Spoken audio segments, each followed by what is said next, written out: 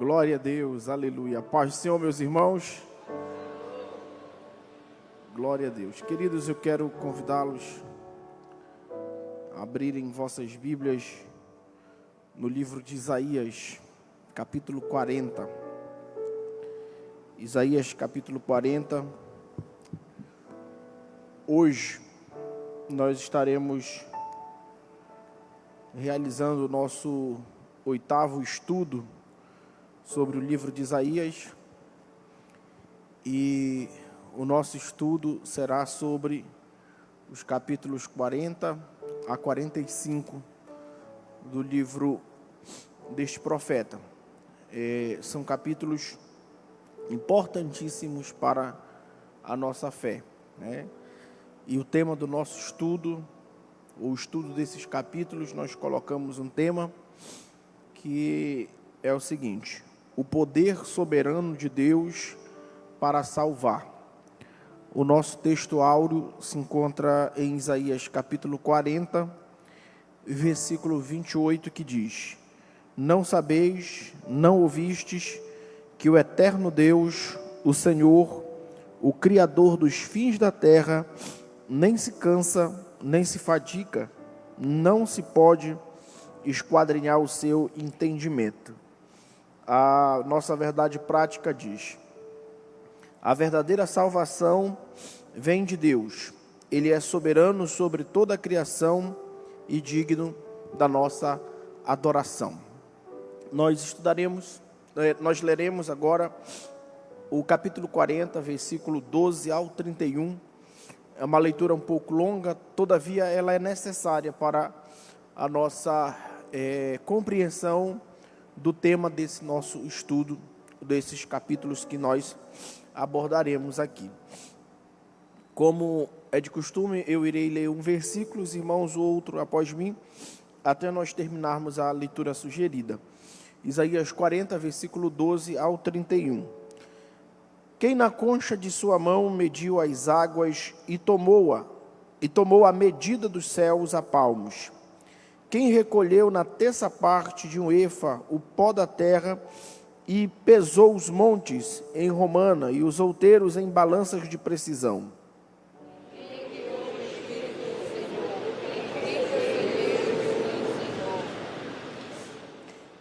Com quem tomou ele conselho para que lhe desse compreensão? Quem o instruiu na vereda do juízo e lhe ensinou sabedoria e lhe mostrou o caminho de entendimento?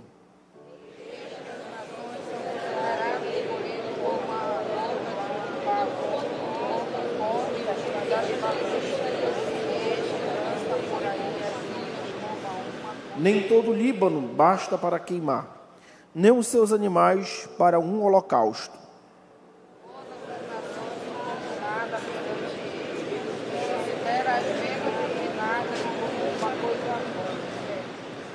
Com quem comparareis a Deus? Ou que coisa semelhante confrontareis com Ele?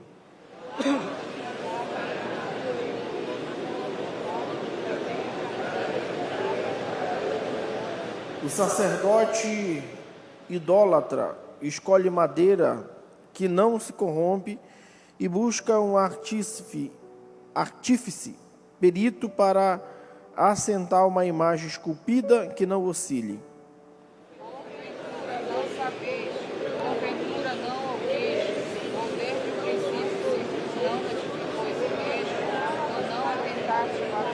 Ele é o que está assentado sobre a redondeza da terra, cujos moradores são como gafanhotos. É ele que estende os céus como cortina e os desenrola como tenda para neles habitar.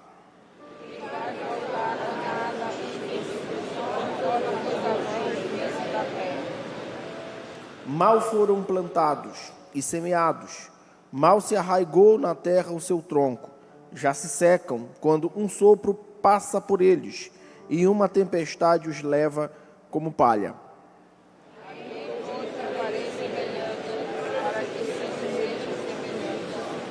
Levantei ao alto os olhos e vede. Quem criou estas coisas? Aquele que faz sair o seu exército de estrelas, todas bem contadas, as quais ele chama pelo nome, por ser ele grande em força e forte em poder, nenhuma só venha a faltar.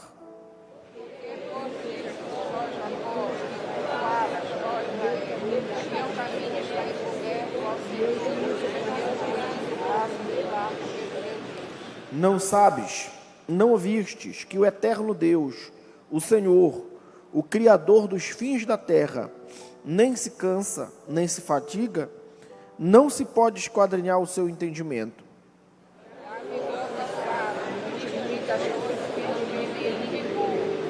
Os jovens se cansam e se fatigam, os moços de exaustos caem, todos nós.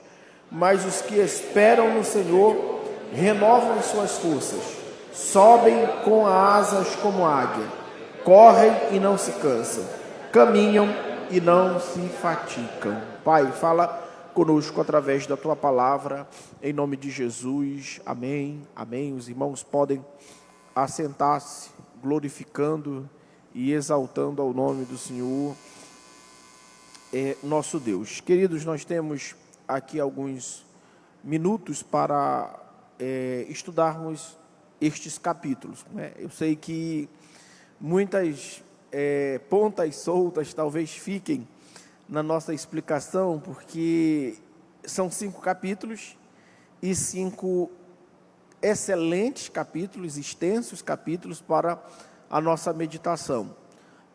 O compilado desse capítulo, nós extraímos as partes que julgamos importantes para a temática desse nosso estudo, que é o poder soberano de Deus para salvar.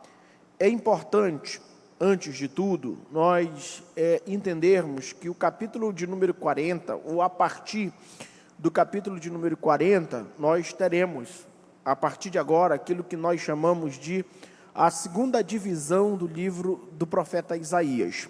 Você que já tem acompanhado, já tem estudado conosco todo esse capítulo durante todo esse trimestre, sabe muito bem que Isaías, ele é um livro que é considerado como uma Bíblia dentro da Bíblia, né? A Bíblia tem 66 livros, Isaías 66 capítulos.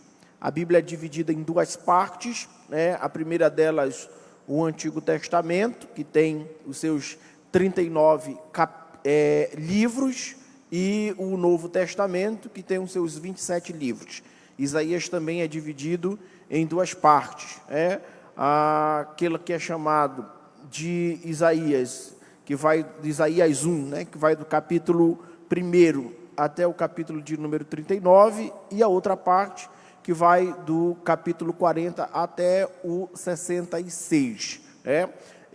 A Bíblia, ela nos mostra o livro de Isaías exatamente como sendo uma Bíblia dentro da própria Bíblia. E a partir de agora nós estudaremos aquilo que chamamos de a segunda parte do livro do profeta Isaías. É importante nós termos essa lembrança na mente, porque a partir de agora, Isaías ele vai nos trazer basicamente um contexto um tanto que diferente do contexto que foi do 39, do capítulo 1 ao capítulo 39. O contexto nesses capítulos, do capítulo 1 ao 39, é um contexto em que a nação ou o império assírio, ele estava em emergência, né? Ele estava emergindo, ele estava se fortalecendo e assim conquistando diversas nações. E Judá, Jerusalém, é o alvo desse império. E nós vemos que esse império fora desbaratado pelo próprio Deus no capítulo de número 36 desse livro, quando o Senhor dá escape ao rei Ezequias, afugentando assim as tropas do rei Senaqueribe, né, no grande livramento que nós já estudamos aqui durante esses meses. Agora, no capítulo de número 40 ao 66, a perspectiva é outra, a perspectiva muda. Não é mais a Síria, mas agora será o Império Babilônico, né? E a gente sabe que do Império Assírio, da ascensão e queda do Império Assírio e da ascensão e queda do Império Babilônico, é aproximadamente quase 200 anos de história. Então, nós vemos que o profeta Isaías e as suas profecias, elas abarcam esse período, né, nesse contexto que a gente chama de contexto imediato, do capítulo de número 40. E alguém olha para isso e se pergunta, mas como é que isso é possível? Como é que Isaías pode profetizar 200 anos antes, 200 anos, à frente do seu tempo, e como é que ele pode trazer a nós uma riqueza de detalhes, uma riqueza de informação sobre o cativeiro babilônico, sobre a queda dos babilônicos, sobre a libertação de Israel. Como é que pode ser isso? E alguns até sugerem que não tenha sido Isaías o autor desses capítulos. Só que a gente sabe, e isso já é até uma questão superada, que muito embora Isaías não tenha vivido tudo isso de tempo, e a gente sabe que não, as suas profecias, elas não são profecias baseadas na vontade do homem, mas a profecia de Isaías, ela é baseada na vontade de Deus, e a gente sabe que Isaías é temporal, mas Deus é atemporal, e a sua palavra, ela alcança passado, presente e futuro. E Isaías, ele não somente profetizou 200 anos à frente do seu tempo, mas como Isaías profetizou 1000 anos à sua frente. Isaías profetizou 2000 anos à sua frente. Isaías profetizou, por exemplo, novos céus e nova terra. A palavra de Isaías aponta até para a eternidade. Então não há problema algum em nós entendermos que as profecias de Isaías abrangem esse momento da história. Outra coisa importante a se falar é que o capítulo de número 40, ele é considerado como o capítulo do consolo de Deus. É a temática desse capítulo, o consolo de Deus. E todos esses outros capítulos, 40 ao 45, eles terão exatamente essa temática, o consolo de Deus para aqueles que estavam saindo do cativeiro. E esse consolo de Deus para aqueles que estavam saindo do cativeiro, ele é baseado no poder soberano de Deus para salvar. O povo de Deus só pode ser consolado mediante essa revelação que o profeta Isaías traz nesses capítulos, que somente Deus tem o poder de salvar. E o capítulo de número 40 nos apresenta exatamente essa questão do consolo divino, o poder de Deus manifestado em toda a sua criação, e mostra também que o consolo de Deus, ele surte um efeito no coração do seu povo, ou do povo de Deus. E qual é esse efeito? O consolo de Deus para o seu povo, ele multiplica a força daqueles que não têm nenhum vigor. Ele faz com que o seu povo voe como asas de águia. O consolo de Deus faz com que jovens e idosos caminhem no mesmo ritmo, porque ambos terão a mesma força vinda da parte do Senhor nosso Deus. Uma coisa importante a se falar sobre o consolo de Deus, que é revelado aqui no capítulo de número 40, e eu até peço que você abra a sua Bíblia e veja só comigo, versículo 1, versículo 2 e versículo de número 3 e 4, olha o que a Bíblia fala: consolai, consolai o meu povo, diz o vosso Deus, falai ao coração de Jerusalém, bradai-lhe que já é findo o tempo de sua milícia, e que sua iniquidade está perdoada, e que já recebeu em dobro das mãos do Senhor por todos os seus pecados. Voz do que clama no deserto, preparai o caminho do Senhor, endireitai no ermo vereda a nosso Deus. Todo vale será aterrado e nivelado, todos os montes e outeiros, e o que é tortuoso será retificado, e os lugares escabrosos aplanados. O consolo de Deus aqui, ele pode ser percebido naquilo que nós chamamos de a profecia messiânica e também aquele que é chamado na Bíblia de a voz que clama no deserto. Nós sabemos que esse texto aponta para o próprio João Batista, aquele que é considerado na Bíblia como o precursor do Messias, o precursor de Cristo, aquele que veio antes, aquele que preparou o caminho. Então, o consolo de Deus para o seu povo pode ser representado, ou é representado, é visto, é entendido, é concebido, é manifestado, é vivenciado através da pessoa de Jesus Cristo e através da pregação do Evangelho. Haja vista, o próprio João Batista tinha uma pregação que Jesus fez questão de continuar. E qual era a pregação de João Batista? Era esta: arrependei-vos, porque é chegado a vós o reino dos céus. O próprio Jesus, em Mateus capítulo 10, Lucas capítulo de número 10, quando enviou os seus discípulos para pregarem, Jesus disse: vão e falem ao povo as seguintes palavras: arrependei-vos, porque é chegado a vós o reino dos céus. A pregação do Evangelho, a manifestação do Messias é a plenitude do consolo de Deus. É importante nós entendermos isso.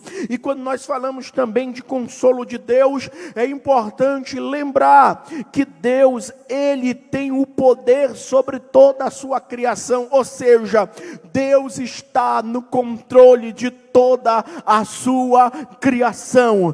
Deus não perdeu o controle da história do mundo. Deus não perdeu o controle da história do homem. Deus não perdeu o controle da história de sua igreja. Ele está no controle de todas as coisas. Podem os reinos se moverem, podem os montes serem transportados para o meio dos mares, podem as águas rugirem e os homens com seu coração desfalecerem de medo, mas uma coisa nós devemos nos lembrar, isso nos consola: Deus está com o poder, ou tem o poder sobre toda a sua criação. Isso é contemporâneo. Não faz muito tempo que nós saímos de uma situação de pandemia, onde os homens se perguntavam: o que será da humanidade? O que será depois? Eu ouvi até pessoas dizerem: é o fim do mundo. Eu ouvi até pessoas dizerem: a humanidade vai ser eliminada, vai ser totalmente exterminada da face da terra. Mas nós, a igreja do Senhor, sempre pregamos esperança, dizendo: Deus está no controle, Deus está no controle da situação. E o capítulo de número 40 mostra exatamente isso: Deus no controle da sua criação. Aleluia! E como é que Deus é apresentado no controle da sua criação? No capítulo 40, Deus é apresentado da seguinte forma: Deus é aquele que mede as águas a palmos na concha de suas mãos. Deus é aquele que de ninguém pegou conselho, ninguém é capaz, é apto de aconselhar a Deus. Deus é aquele que queima todas as árvores do Líbano, e Deus é aquele que não se satisfaz com sangue de animais. Deus é aquele que é inigualável, incomparável. Deus é aquele que é maior do que os ídolos. Os ídolos são feitos, são fabricados, são projetados, são idealizados. Deus não pode ser feito, não pode ser colocado dentro de uma berlinda, levado em procissões. Deus não é maior do que os ídolos. O Senhor é criador de todas as coisas. Aleluia! Eu quero te dizer uma coisa, meu irmão, no dia da tua angústia, lembre-se que Deus está no controle de todas as coisas, e é isso que Deus quer, que os exilados na Babilônia entendam que Ele está no controle de todas as coisas. Então o consolo de Deus é manifesto na profecia em relação à vinda do Messias. O consolo de Deus pode ser percebido também no fato de que Deus está no controle de sua criação e tem um poder de sua criação. O consolo de Deus pode também ser visto no fato de que os seus filhos, Israel, pode ser restaurado a tal ponto de dar voos como a da águia. Deus multiplicará a força do seu povo em um contexto de exílio e de restauração do exílio. Israel, que há 90 anos desse contexto fora totalmente arrasado, suas cidades destruídas, Jerusalém, a maior e o orgulho dos judeus, estava feita em ruínas, os muros destruídos, casas queimadas, o templo do Senhor saqueado. Agora eles saem de sua terra. Como é que eles vão fazer para restaurar tudo isso?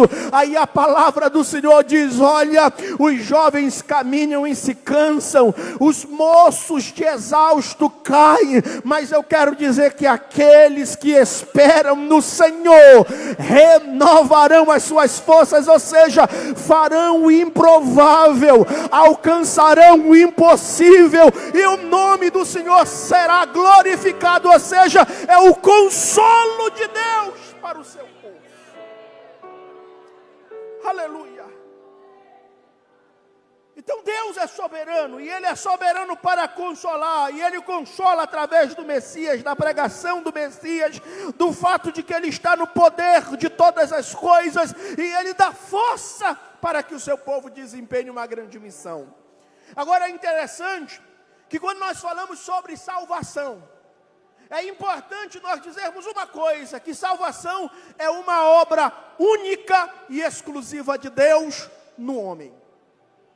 O capítulo de número 40, o capítulo de número 41 e 42 do livro de Isaías nos mostra exatamente isso, que não há outro Deus que possa salvar Israel, a não ser o Deus que se revelou a Abraão, a Isaac e a Jacó. Somente a mão de Deus pode salvar o seu povo. E é importante nós vermos isto, que Deus é poderoso para salvar, e somente a mão dele pode fazer estas coisas.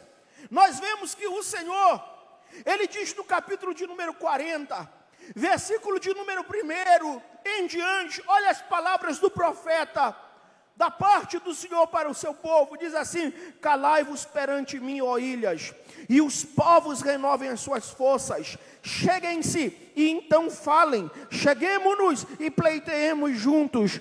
Quem suscitou do Oriente? Aquele a cujos passos seguem a vitória.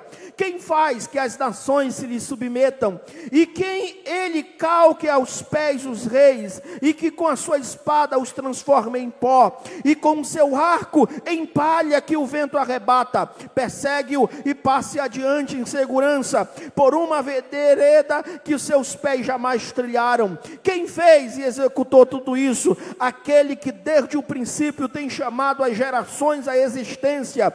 Eu, o Senhor, o primeiro, e com os últimos, eu mesmos. Os países do mar viram isto e temeram.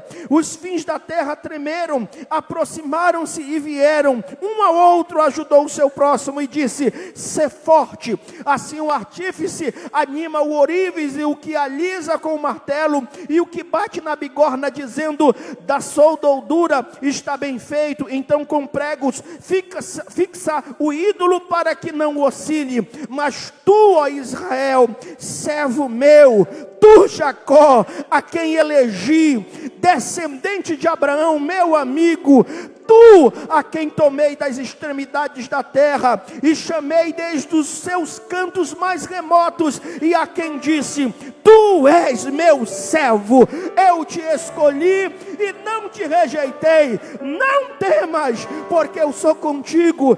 Não te assombres, porque eu sou o teu Deus. Eu te fortaleço, eu te ajudo e te sustento com a minha destra fiel.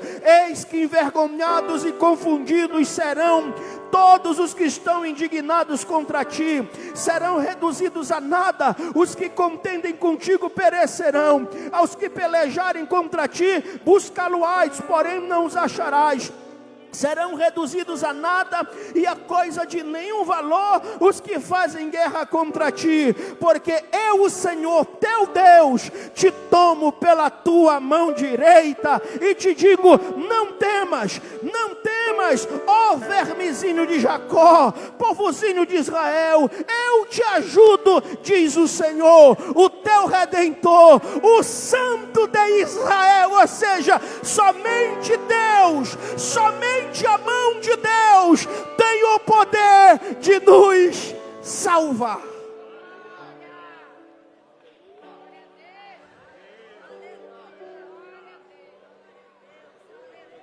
Ah, que maravilha! Que maravilha! Que maravilha! Isso é fantástico. Essa leitura impacta, acende o meu coração de uma tal maneira que eu fico extasiado em saber e agradeço a Deus ao fato de que só Ele tem o poder de me salvar. E alguém disse: mas isso é lógico, pastor. É lógico agora para nós, mas talvez no contexto de Israel alguém poderia dizer: poderá algum outro povo vir nos salvar? E Deus diz: ninguém vai vos salvar, somente eu os salvarei. Talvez você que está aí, passando por uma doença incurável, que o médico já rejeitou, já disse: não vai dar jeito, não tem como, é apenas tratamento paliativo, não tem jeito, e você talvez nutre uma esperança de que a medicina avance, e você encontre cura, e você olha para um lado e para o outro, e eu quero dizer: põe a tua esperança no Senhor, porque se Ele quiser, Ele te cura agora deste mal. Coloque a sua esperança no Senhor, porque só Ele tem o poder de salvar-te. Aleluia. Aleluia. Eu não estou dizendo que os médicos não são bênção, do contrário, os médicos são bênção, a medicina é bênção do Senhor, mas eu estou dizendo que há momentos em que o homem não pode fazer nada, somente Deus. E quando isso chegar, o Senhor diz: não temas, eu sou teu Deus, eu sou teu Senhor, eu sou teu ajudador, eu sou teu remidor. Não temas, eu te seguro pela tua mão direita. Aleluia. Para encerrar, consolo de Deus nós entendemos. Entendemos que somente a mão do Senhor é poderosa para nos salvar.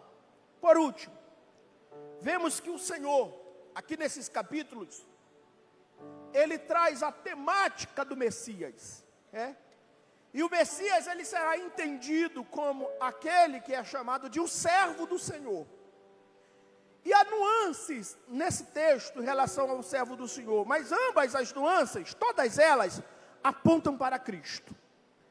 Você verá no capítulo de número 41 que o servo do Senhor é representado por Israel. Não temas, meu servo. Israel é o servo do Senhor.